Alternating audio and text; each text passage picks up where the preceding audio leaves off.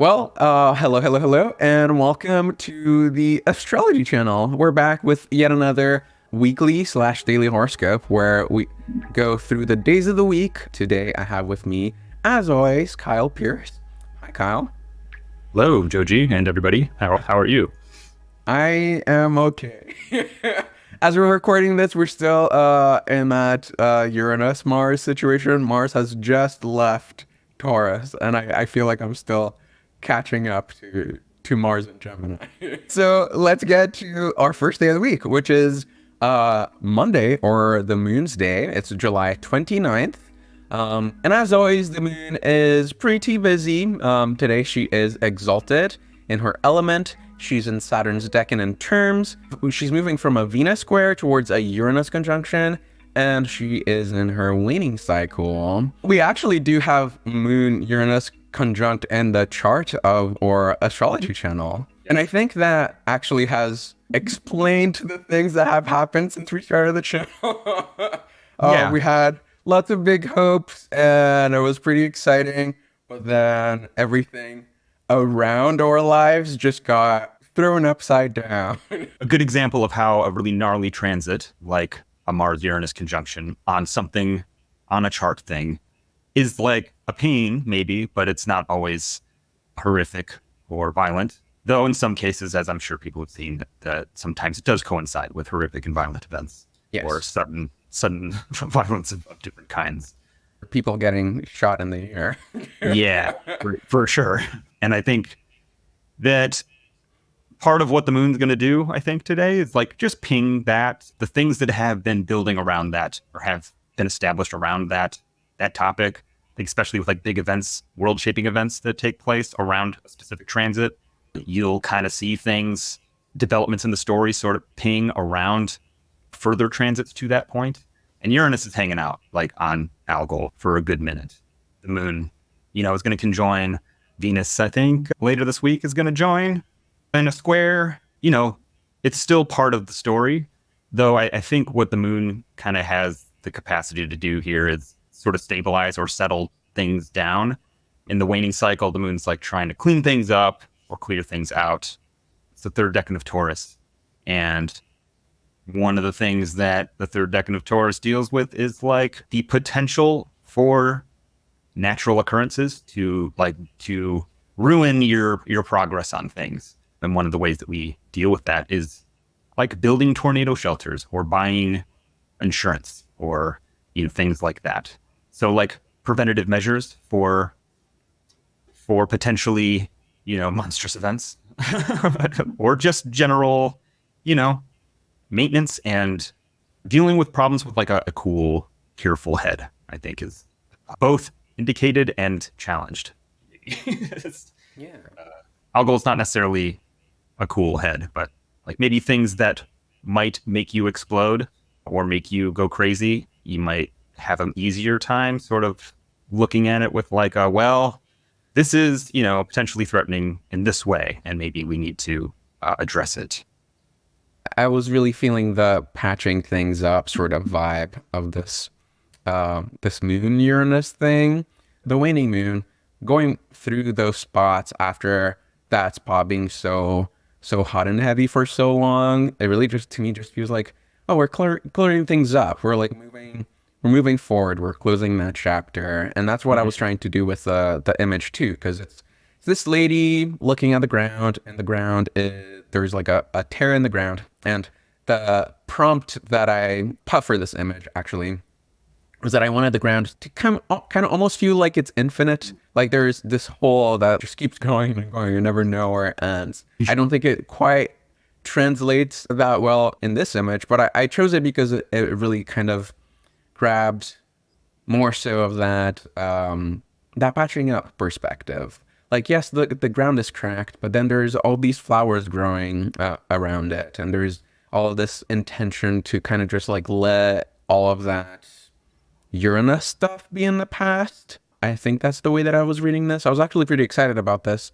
even considering that by the end of the week we'll also have the new moon, and that new moon looks so nice and tasty that I was like, this is a nice way to move past all of that Mars Uranus stuff. Like, yes, it's still lingering. It's still all gone. There's all these other things, and it's pretty Saturn-y in that spot.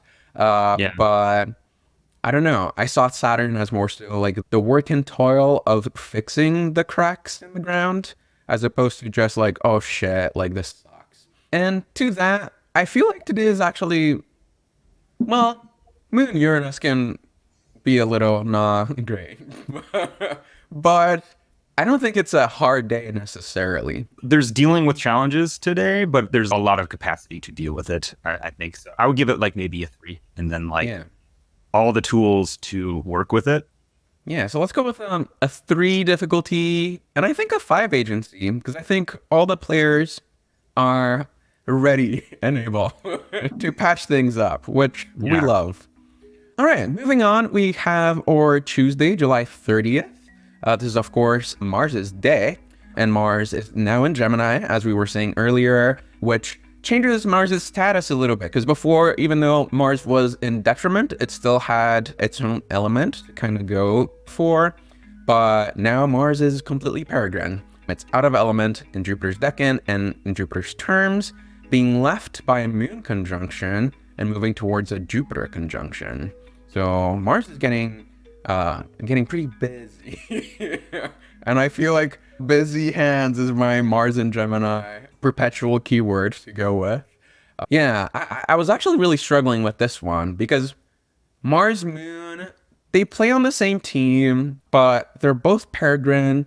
They're both a little bit hot and heavy. Jupiter, who rules the term and the decan, is also a little bit far apart, that we're not really gonna get any sort of reception. Mercury is there and able to witness the whole situation, so that's nice. But I don't know, that felt a little bit chaotic to me. I think that was really the vibe that I was going for. There is a little bit of mutual exchange between Jupiter and Mars, because Mars is in Jupiter's decan, Jupiter is in Mars's decan. So I feel like that to me looked a little bit like collaboration. And so I was trying to go back into the Jupiter images, especially the Jupiter image when Jupiter was at that same degree that Mars is currently in. And I don't know if you guys remember, but Jupiter was surrounded by all these books, and Jupiter had found the one book and the one thing that was going to carry him through this whole Gemini journey. And I was imagining Mars going through that same thing and seeing all those books and just being like, fuck that. I don't want to read any of these. I don't want to do anything about this. I just not having any of it. And just like the frustration of being met with that pile of things to do and to see, and all the responsibilities and all that stuff. And I think, I don't know, I was seeing that both as a positive and a negative, because one of the things that we were talking about with Jupiter is that Jupiter's challenge in Gemini can be sometimes that the earlier degrees, Jupiter has all this dignity, and maybe Jupiter does have that moment of finding the thing that works. But then there's all these distractions that might come along the way that may make Jupiter change his mind and go for something that may actually not be so great. And the way that I was seeing Mars there, especially since the Mars-Jupiter conjunction will happen in Mars' own decan, is that Mars in Gemini may be destroying or wrecking some of these other options. So there's really no point of return. Like, yes, there will be more new things for Jupiter to be distracted with, but the things that have already been seen and have been deemed unworthy are kind of just getting Mars's chopping. I guess that's how I was feeling into this one. That's a stupid idea. We don't want to do that. Yeah, fuck that shit. Yeah. I think it's especially relevant to that Mercury is ruling Mars and would be applying to a square, but it's about to station retrograde. Mercury, like Mars is going to be Marsing it up over the things that Mercury is stationing retrograde about. Mercury's being in Virgo, it's like super strong.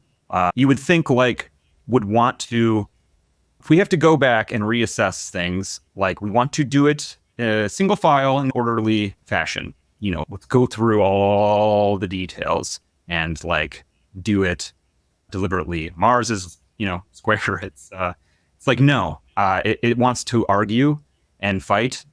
This looks like a lot of debates, arguments or shouting matches over the things that need to be reassessed, the changes in direction that we're having to make, revisiting things. And Mars isn't necessarily being helpful to that. I think the moon being there makes it a lot more personal. Mars-moon combinations, it makes it more real and felt and personal, like tangible, but also sometimes it has a way of cooling the moon off a little bit too. But actually, because the moon's waning a lot, it can sort of do a little bit to soothe Mars, cool Mars off a little. But I don't think we're going to get, when it comes to Mars this week in general, I think we're going to see a lot of fighting words being thrown around that don't necessarily mean anything, I think is part of it. That don't necessarily, aren't going to be necessarily backed with action. They may or may not. But that alone is like unsettling. Like that's enough to raise your hackles and make you want to act on possible threats that may or may not actually materialize. Yeah, it just feels like a little bit of angst that may feel like it's going towards a bigger argument. But I found that Mercury-Mars situation really interesting because I was thinking that the next aspect that they would make would be a square, but it actually turns out that will be a sextile. And it'll stay sextile for a really long time because there's the Mercury retrograde and then Mars is really starting to slow down pretty soon because Mars retrograde is coming. Yeah. Not immediately, but it's definitely part of the rest of the year. And so I think that might be a little bit of what this Mars-Mercury situation feels like. It's like all the pieces are put together in a way that it seems like it will lead towards this very nasty battle. But then in the end, it's kind of like, nah, it's all good. Well, we can move on past this. Yeah. Yeah. I think for the most part, for sure. I think part of that aspect not completing is that Mars isn't able to do as much to actually interfere in like the real processing. Mars is dealing with the stuff that Mercury's processing, but like not able to really interfere with the decision makers in the process. So like maybe it's like being able to be mad and hear the hostile words, but still kind of be able to maintain a fair amount of deliberative, logical processing capacity. Yeah, definitely. And I think to that, it probably will feel a little bit more angsty and heavy for the Mars people than the Mercury people in that dynamic. But on that note, how would you rate this day on our difficulty scale? I mean, it's Mars. I don't love it because Mercury is about to station retrograde and it's really dealing with Mercury stuff. And because it's Mercury in Virgo, like on one level, it can make more chaos to some degree because Mercury's so powerful. But it's kind of like things like, oh yeah, that really did need to be reworked or reconfigured. It's a big thing though. Like it's a big package and it's a kind of very chaos creating that we have to rework it. So I think I'm going to give it like a 4 just because the impulse to Mars things that maybe need to be assessed more coolly is there. And I feel like the agency might be a little rough around the edges too, but mostly because we're talking about Mars. I think the situation, as we're going to look at Mercury next, it will be very different. But for Mars, it might feel like there's a lot less that you can do than you may actually be able to. And maybe that's the difficulty of it all, is having to rely on somebody else to get the job done. So I go with a 1 on agency. Would you agree? Something like that. Not the best. I think it's going to be hard to see in the moment, like what the difference between like just getting it out and like actually doing permanent damage is, you know, especially the moon there, like actually being able to, you might say some things that like really hurt people's feelings, or feelings might get hurt and it might actually matter long term.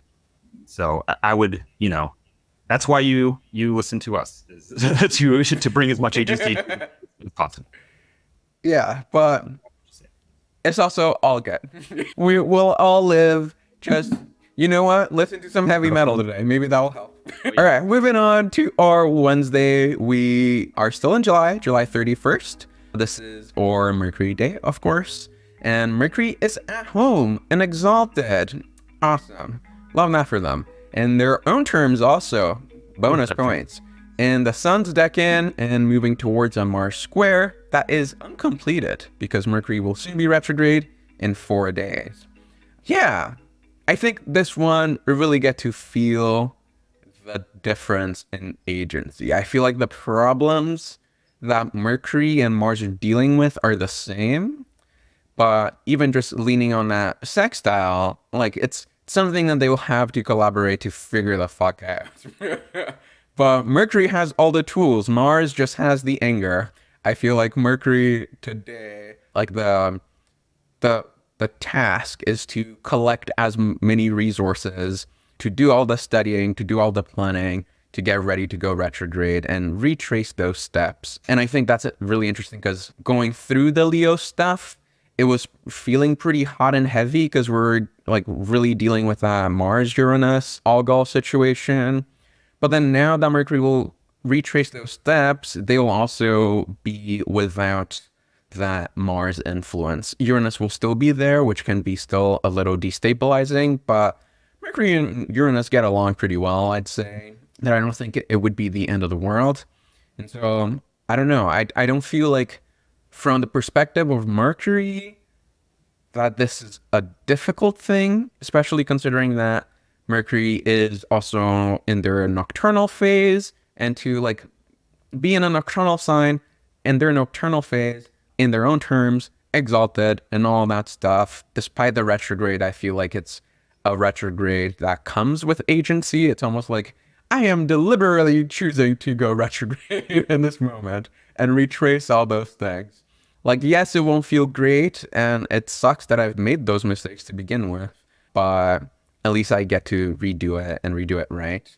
That's how I was seeing this one, and hence the image of this figure just in their office with a couple papers and just taking notes and doing all that stuff, and only lit by a lamp. I was really kind of leaning on the Hermit card for tarot as well, which is Virgo.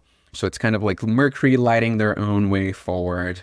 But first, let's get some data. Yeah, assessing all the facts and like kind of coolly realizing or coming to an understanding of the depth and breadth and complexity of the issue at hand. The reconsideration or the reconfiguration that has to happen is huge and overwhelmingly complex and full of many details and factors. Fortunately, like there's the capacity to deal with it. And right now, at least, it's not terribly interfered with. There's some pressure coming from Mars, obviously. But I think that's the meat of it, just establishing how complex the problem is. The fact that like this is all happening on top of Regulus, like there's going to be a lot of the questions that are brought to the forefront have to do with leadership, representation, and like who has a seat at the table, who doesn't. And these are all things that are going to get hashed out over the ensuing weeks. But we're still assessing what the landscape is and what all the possible permutations and consequences of different decisions will be. On a scale of 1 to 5, how difficult is today? I guess I'll give it a 4 just because Mercury is so strong and it is doing its retrograde thing. It's a natural part of the process. The fact that it's not being interfered with terribly is helpful. It's not as difficult as it could be. You know, you don't have a gun to your head while you're having to figure out which wire to snip. But like the task itself is still very difficult. I do like that you matched also the difficulty with the Mars thing, because we also went with the 4 from Mars. And I feel like Mars and Mercury are very much kind of telling the same story together here. But I think where things differ is that Mercury, I think, is maxed out on agency. I think it's as powerful as Mercury can be, other than the retrograde. So I'll give it a 5. All right. Moving on, we go to our Jupiter Day, the first day of August. That's fun. We've been doing these for about a month now. 4 episodes out. Thanks everybody for sticking around, because we started on July 1st. All right, so this Jupiter Day, Jupiter is still in detriment and will continue to be so for a little while. Although he is in his element, he is in Mars's decan and Venus's terms, and soon receiving a sextile from the Sun, although Jupiter's still applying towards that Saturn square and and Mars is applying towards a conjunction to Jupiter. Yeah. So what's interesting about this one is that Jupiter is being sandwiched, being pinched between this applying conjunction with Mars and its pending square with Saturn, which is a lot of pressure on Jupiter. And by itself, without the interference of another planet, it's called a malefic enclosure. It's in between hard aspects with Mars and Saturn, which is bad news typically for Jupiter. It's usually it can point to the kinds of problems literally being between a rock and a hard place. Like there aren't like good solutions. They both result in pain of some kind. Fortunately, at least right now, that is being interrupted by a sextile with the sun. And for most of this period where Jupiter is applying and being applied to Mars and Saturn, the sun is interrupting that. It's kind of like the boss is looking, so, the bullies don't get to pick on you. The teacher is still in the classroom, so you're not going to have your lunch money stolen yet. But eventually, teacher's going to leave the room. It's not quite so difficult today, but it's building towards something that will be very difficult for Jupiter. So I kind of talked about this a little last week, but I think this is it's kind of using the period of support to make a plan or prepare to make decisions about, like, do you want to get kicked in the balls or do you want to get boxed in your ears? Like, I know that's obviously not always that severe. It'll be mild of a thing for most people, but it is that kind of thing. There isn't an easy way out of the things that Jupiter is dealing with right now. And it's dealing with the Mercury stuff too, It's like, this isn't going to make everybody happy.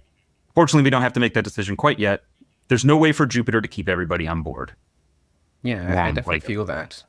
Because even the sextile from the sun too, it's like the sun is really just hurling that sextile back to Jupiter, because Jupiter is in the overcoming position. So it's really like Jupiter who is having to do a lot of the legwork, which I felt was pretty interesting. Because to me, especially under this conversation about being between a rock and a hard place, it's kind of like you have two problems that are gigantic, you're going to deal with them. And then the person that can help just like pass by you really quick, but they don't have too much time to help you out. And so you really kind of have to rise to the occasion and be like, hey, I'll need this. Like, I know you won't be here to help, but this is what I need. And then whenever we meet next, we can figure this out. Or even just being able to like hand out like, hey, like I have this fragile thing that I know I'm about to head into a very difficult place. Can you just carry this for me for a little bit? So not everything is lost in the process. And that's kind of how I was working with this one. The image is actually pretty similar to last week's image. If you guys remember, last week I had a little bit more of a wide shot of Jupiter as a tiny guy and seeing the ship in the horizon full of documents. But then this one, we're getting a little bit closer to Jupiter because we're getting a little bit closer to the actual transit as well. But Jupiter also has this vision of a knight and a white horse that I feel like the way that I was interpreting it is just like that, like the solar gnosis that comes through. Just that one moment of like that one insight that, like, yeah, this is gonna suck, but at least there's this one glimpse of hope or this one glimpse of something that might be able to help me out through this. And sure. I've been watching a lot of Twin Peaks because my partner is obsessed with Twin Peaks, and now I am not also obsessed with Twin Peaks. And the horse visions really inspired me with this one. I'm like, oh, nice. A sun sextile feels like a white horse vision to me. Nice. Especially because the sun will also be in Jupiter's decan, and this was a very direct reference to the actual tarot card that's related to that decan. The way that I was seeing this is like the vision of victory, even though we're about to head towards very difficult places. Sometimes it's really just the vision that one day this will end that can fuel us through times like these, especially for or Jupiter people out there in the world. Yeah, I think there's like a lot of value in knowing where you stand in relationship to a problem. Like, like maybe, maybe there is no like great solution to this, or, you know, it's going to piss these people off or blah, blah, blah.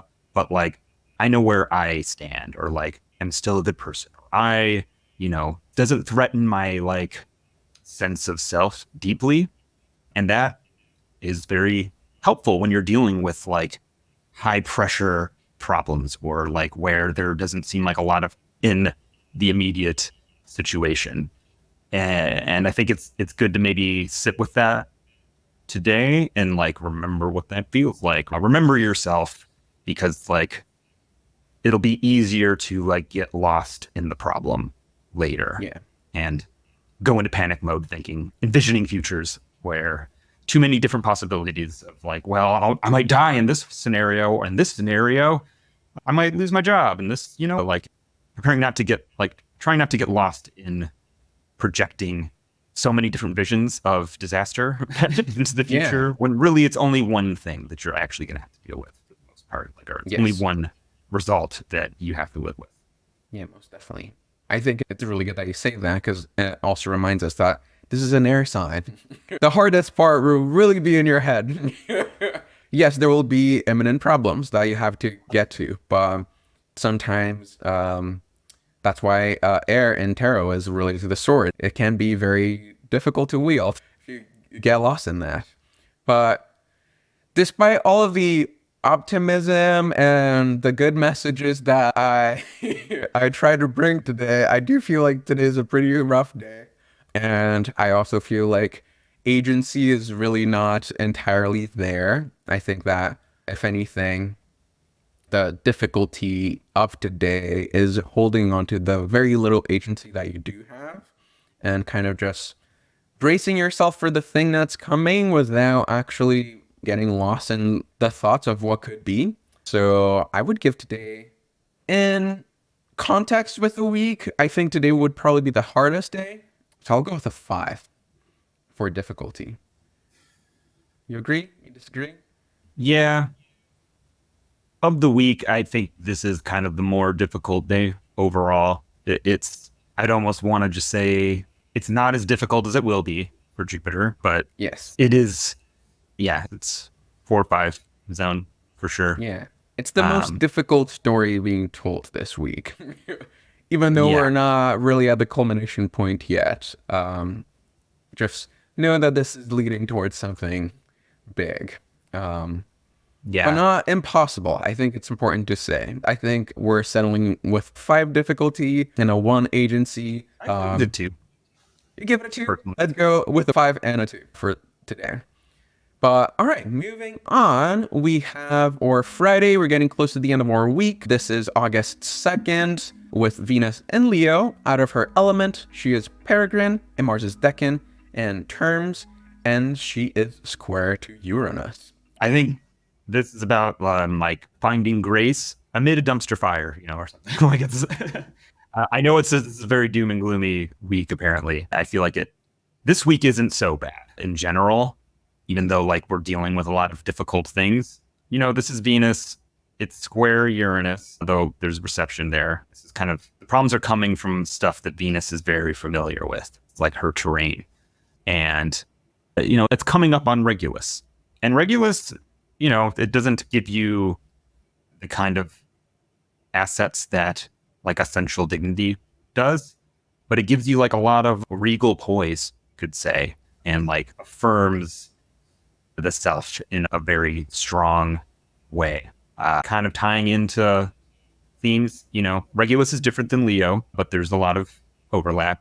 This is like, oh yeah, like there's the fire, but here's me carrying on, you know, and still maybe looking at the sunflowers that are still in my path. Like there's a direct confrontation with some gnarliness, but sometimes like it takes a little bit of gnarliness to find where your grace is. Like it takes like some pressure or some threat or something horrible for you to realize like how beautiful what you have really is, how fragile it is, and how much there's maybe an obligation to appreciate it because it's not permanent. And I like that you mentioned the image too, because that really is what I was going for. Like a lightning struck in the background. There's a forest fire, but the sunflowers close to me are not burning. Yeah. I feel like there's the thing that I was leaning into with this one is that there's trouble, but trouble's kind of far, and there's still things to kind of be appreciative of. I don't necessarily love that Venus is at the end of Leo, getting ready to go into the sign of her fall. She will oppose Saturn and will be squared by that Jupiter Mars thing. I was really also drawing into that, even going from the Thursday to the Friday, because Venus will also be part of that story, even though it doesn't look like it now, but Venus will very swiftly pick up speed. And then when we have that Jupiter Mars conjunction, Venus will be pretty closely square to all of that and opposite Saturn. So I feel like trouble is imminent, but also it's not like you didn't see it coming, even though it was destabilizing. It's like, I can see how that fire is far. I have a lot of room to like plan for when it gets close, but I know that it's coming this way. And that's really what I was trying to draw into with this one. Because even the decan too, just being in that last Leo decan, there's something that feels very combative about it. I was seeing this as less as Venus fighting somebody else, but more so like fighting for her own life. Just like, yo, like shit is burning. I gotta fucking run. And sometimes we gotta do that. Sometimes it's actually, we should be grateful that we can even do that. We even have the space to run. Sometimes that lightning could have struck Venus herself. And she could have lit in flames. But no, it was a little far away. It's like the kingdom is burning. It's crumbling before me, but isn't it beautiful? Like, wasn't it beautiful? Or like, there is like the Shakespearean almost quality to it of like, all reigns must come to an end. How will you end yours? You know, like empires don't last forever. They all have an ending. And how do you end that with grace and beauty? And how do you like leave something behind in that moment to be picked up back again later? Like the fire will burn the field, but what will we plant in the soil afterwards? Cool. So I'll give today, yesterday we went with a 5. I think I'll go with a 3. I'll knock it down by 2 points. Like a Venus Uranus thing can be a little difficult, but I don't know. The sun being there feels very helpful to me, and I think that will boost our agency rating. I'll go with like a 3-4. 3-4 feels good. Yeah. There's not like a lot of support for general Venus things, but for Venus in Leo, like Venus is able to beautify and redeem to some degree the things of Leo right now, I think pretty well. Cool. Moving on, we go to August 3rd. This is our Saturday with Saturn pretty much doing the same shit as it was doing last week. Saturn is retrograde. Saturn's already slow. Get ready for even slower. We're going to be seeing the same images pretty much for a couple of weeks. But yes, Saturn is in Pisces. It is peregrine out of her element in Mercury's terms and in Jupiter's decan, applying to a Jupiter square, and soon also square Mars. And I think if you guys remember last week's image, it was Saturn in a little lifeboat, kind of praying for a sign from the gods that there is hope or there is some sort of light at the end of the tunnel. And then lightning struck, and we could see that maybe there's fire down that route. Maybe that's the way to go. But then today we have a whole ass tsunami coming in, and Saturn looks pretty peaceful in the image. I feel like that's one of the things that I was trying to capture with this, is that if there's a planet that can handle difficulty and turmoil, I think Saturn is definitely one of them. May cause the problems and the turmoil also, but I feel like if you cause enough problems, you get good enough at also handling them. It builds a thick skin, and I think that I was trying to capture with this image. It's like, yes, shit's about to hit the fan. I may drown, but I might not. Let's find out. Yeah, let's find out. See what happens. Who knows? Maybe I'll figure it out. And in most cases, you will. Saturn people out there in the world. like I said, y'all have thick skin. And yeah, that's basically the theme for the day for me. I don't know about you, Kyle. What were you feeling about? Yeah. First of all, I just want to add that I think every Saturn image has always been an old man staring with his back to the viewer and just staring in the distance at something. Like that's just Yeah. pensively considering the what is to come. Oh, that's by design. Yes, this is what Saturn does. And I think that like there is a sort of the wave is coming, or like, okay, like we're going to know what it is. And in some ways, Saturn is about to be received by Jupiter. Saturn on its own isn't concerned with whether the news is good or bad. It's just like, I want to confirm or deny this or that. And the time for doing that is arriving, and it's coming clearer and clearer. There is, at least from Saturn's perspective, a sort of relief for some of Saturn's offspring. I would say that there is relief coming in the knowing how good or bad something is going to be, or like what actually am I dealing with here. I think that what is coming into clarity is another type of uncertainty, but it's like, what do I have to survive? Or like, what do I have to grimly persevere through? Yeah, for sure. Because, and one of the reasons why also even in the image I wanted Saturn to be facing back is that the wave coming towards Saturn feels like it also is pushing Saturn back to where Saturn came from. Because I feel like right now we're in the middle of the ocean. There's literally everywhere you look is the same. It feels like no matter which direction you go, it just won't matter. But I feel like with the tsunami coming in, or like this big wave sending Saturn back to where it was, kind of drawing on the themes of retrograde, is also that you might just get back to the shore. And then that might suck because you're just back where you started, but at least you now have more options. You have solid ground to stand on. And then from there, you can figure out where you're going to go next. You might just get on your boat again and try to fucking just paddle your way out of Pisces. That might just be what you have to do. But at least you will be more prepared. I actually think that this is, at least as far as Saturn is concerned, like one of the easier days of the week from a Saturn perspective, because it is about to get received by Jupiter, which it's been waiting for. It's interesting that it coincides with the right after Mercury's station retrograde. And there's like that finally getting to know what I have to deal with, which is a gift, I think, because it's when you know what you do have to deal with, you know what you don't have to deal with. And there's relief in that. So it's like you're going to find out if you have to work overtime this week or not. Having clarity on like what you have to do, when you get to relax and do your own thing. So it's a mixed blessing, but I think it's good from a strictly Saturn perspective. Yeah. So I'll give it How do we rate this? It's not like an easy one-dimensional thing, but I'll give it a good 3. Yeah.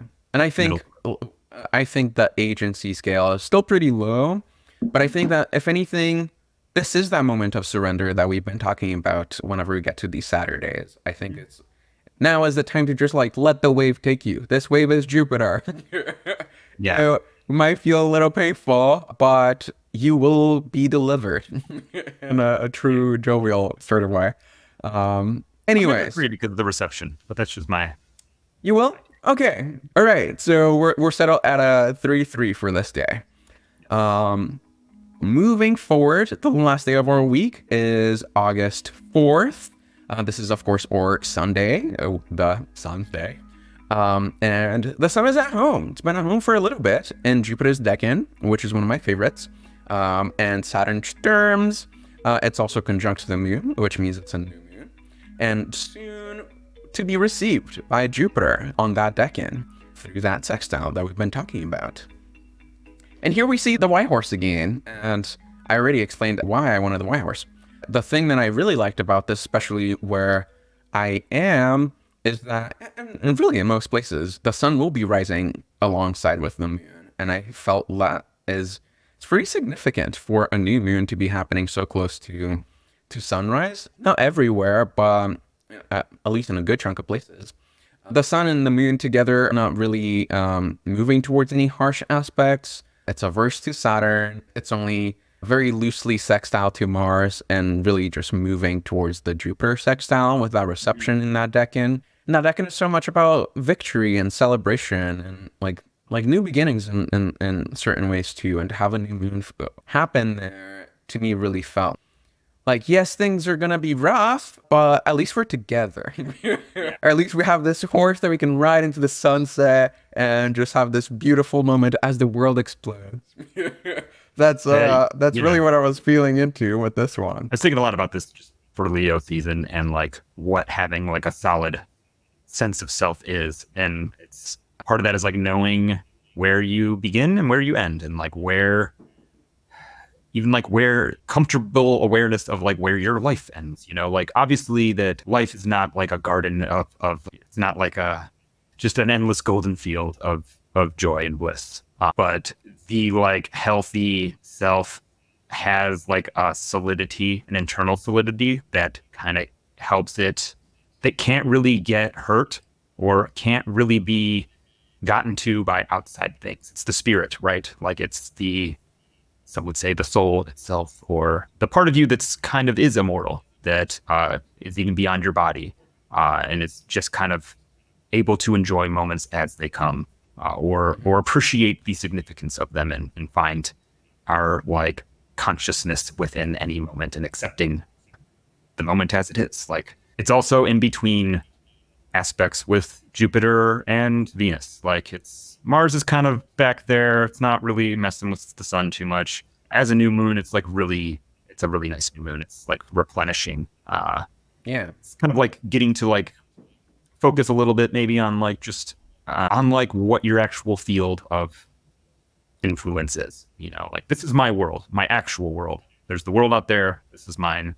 And I think especially in this week that we've been talking about like such rough aspects, and the rough things are also building up into the future. I think this new moon happening on the Sunday is such a blessing, because it really kind of, I love what you were saying. It really calls us to pay attention to like your world, your immediate world. Like, yes, the world is crazy. There's all sorts of wild things happening right now. But if you actually look at like your day, like your Sunday, this Sunday, and what has happened, I would be pretty confident in saying that for most people, it's just going to be an average Sunday, and you're just going to hang out on your day off, or maybe you're just going to do something fun or whatever, or maybe not. Maybe something is difficult, but even in that difficulty, I feel like it's not as difficult as the world is difficult right now. I think that even just thinking about Pluto and Aquarius and all those other things, it's very easy to